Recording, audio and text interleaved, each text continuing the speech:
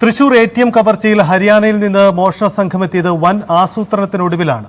മോഷ്ടാക്കൾ തമിഴ്നാട്ടിലേക്ക് എത്തിയത് ഈ മാസം 25-ന് 3 സംഘങ്ങളായിട്ടാണെന്ന് പോലീസ് കണ്ടെത്തി. കവർച്ചയുടെ പ്രധാന ആസൂത്രകൻ മുഹമ്മദ് ഇക്രം എന്ന് കേരള പോലീസ് പറയുന്നു.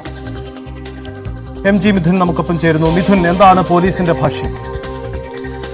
സൈത്ത്, തൃശ്ശൂരിലെ ATM കവർച്ചയുമായി ബന്ധപ്പെട്ട് നിർണായക വിവരങ്ങളാണ് ഇപ്പോൾ പുറത്തു വരുന്നത്. അതായത് വൻ ആസൂത്രണത്തോടെയാണ് പ്രതികൾ തമിഴ്നാട്ടിലേക്ക് എത്തുന്നത്. അത് ഈ മാസം 25-ന് ആണ് കഴിഞ്ഞ മാസം 25-നാണ് മോഷ്ടാക്കൾ തമിഴ്നാട്ടിലേക്ക് എത്തുന്നത്. അത് 3 സംഘങ്ങളായി എത്തുന്നു.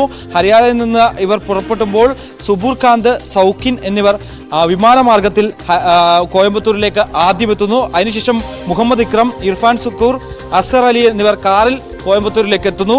ഡൽഹിയിൽ നിന്നും ചെന്നൈയിലേക്ക് ട്രക്കുമായി എത്തിയത് മുബാറക് ജുനദീനുമാണെന്ന് എന്നാണ് ഇപ്പോൾ പോലീസ് പറയുകയും ചെയ്യുന്നത്. 7 പേരടങ്ങുന്ന കവർച്ചാ സംഘം 26-നാണ് കോയമ്പത്തൂർ വെച്ച് ഒത്തുകൂടുന്നത്. പിന്നീട് ഇതിന്റെ ഗൂഢാലോചനകൾ നടത്തുന്നത്, ഒപ്പം തന്നെ എവിടെയൊക്കെയാണ് കവർച്ച നടത്തുന്നതുമായി ബന്ധപ്പെട്ടുള്ള നേരത്തെ തന്നെ വിശദാംശങ്ങൾ ഇവർ രേഖപ്പെടുത്തിയിരുന്നു. അതിന്റെ അടിസ്ഥാനത്തിൽ അത് ഗൂഗിൾ മാപ്പിന്റെ സഹായത്തോടു കൂടി അവിടേക്ക് പോകാനുള്ള തീരുമാനമാണ് കോയമ്പത്തൂരിൽ നടത്തിയ ഈ കൂടിയാലോചനയിൽ ഇവർ തീരുമാനിക്കുന്നത്. 7-അംഗ സംഘം ഇവിടെ വെച്ച് കാർ ട്രക്കിൽ കയറ്റി കവർച്ചാ സംഘം കോയമ്പത്തൂരിൽ നിന്ന് പാലക്കാട് വഴി തൃശൂർ മണ്ണുത്തിയിലേക്ക് എത്തുകയായിരുന്നു ചെയ്യുന്നത്. മണ്ണുത്തിയിൽ നിന്നും കാർ പുറത്തിറക്കിയ സംഘം പിന്നീട് ഞാൻ നേരത്തെ സൂചിപ്പിച്ച പോലെ തന്നെ അവർ നേരത്തെ തയ്യാറാക്കിയതുപോലെ തന്നെ ഗൂഗിൾ മാപ്പ് നോക്കി ചാലക്കുടി, ഇരിങ്ങാലക്കുട വഴി മാപ്രാണത്തും ഒപ്പം തന്നെ പിന്നീട് ഷൊർണൂർ റോഡിലും കോലഴിയിലും എത്തി കവർച്ച നടത്തുകയായിരുന്നു. ഒരേ സമയം ഇത്തരത്തിൽ കൃത്യമായ ആസൂത്രണം നടത്തി അതിൻ്റെ അടിസ്ഥാനത്തിൽ കൂടിയാണ് സംഘങ്ങൾ എത്തുകയും കൃത്യമായി ഒരേ സമയം കവർച്ച നടത്തുകയും ചെയ്തു എന്നാണ് ഇപ്പോൾ പോലീസ് പറയുകയും ചെയ്യുന്നത്. കവർച്ചയുടെ പ്രധാന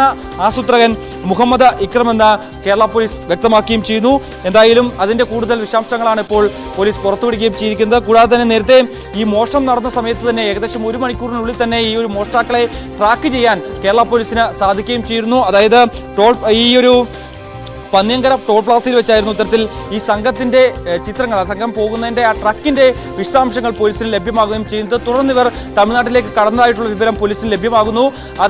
ഇതിന്റെ അടിസ്ഥാനത്തിലാണ് തമിഴ്നാട് പോലീസിന് ഈ ചിത്രം കേരള പോലീസ് കൈമാറുകയും ചെയ്യുന്നത്. തുടർന്നാണ് തമിഴ്നാട് പോലീസ് പ്രതികളെ കണ്ടെത്തുന്നതിന് കുമാരകുളത്ത് നിന്ന് പിന്നീട് നാടകീയ രംഗങ്ങളായിരുന്നു അവിടെ അരങ്ങേറുകയും ചെയ്ത് അതിലൊരു വെടിവെപ്പിൽ ഒരാൾ കൊല്ലപ്പെടുകയും ചെയ്യുന്ന ഒരു പശ്ചാത്തലമുണ്ടായിരുന്നു. അത്തരത്തിൽ ഇന്ന് വൈകിട്ടോടുകൂടി ഇതിൽ പ്രതികളെ തെളിവെടുപ്പിന്റെ ഒക്കെ അടിസ്ഥാനത്തിൽ മറ്റ് നടപടിക്രമങ്ങൾ പൂർത്തീകരിച്ച് വൈകിട്ടോടുകൂടി തമിഴ്നാട് പോലീസിന്റെ അന്വേഷണം പൂർത്തിയാക്കി കോടതിയിൽ ഹാജരാക്കുമെന്നാണ് അറിയിച്ചിട്ടുള്ളത്.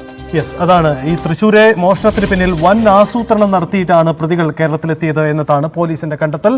പ്രതികളെ തെളിവെടുപ്പിന് വേണ്ടി അവിടെ തൃശ്ശൂരേക്ക് കൊണ്ടുവന്നിട്ടുമുണ്ട്.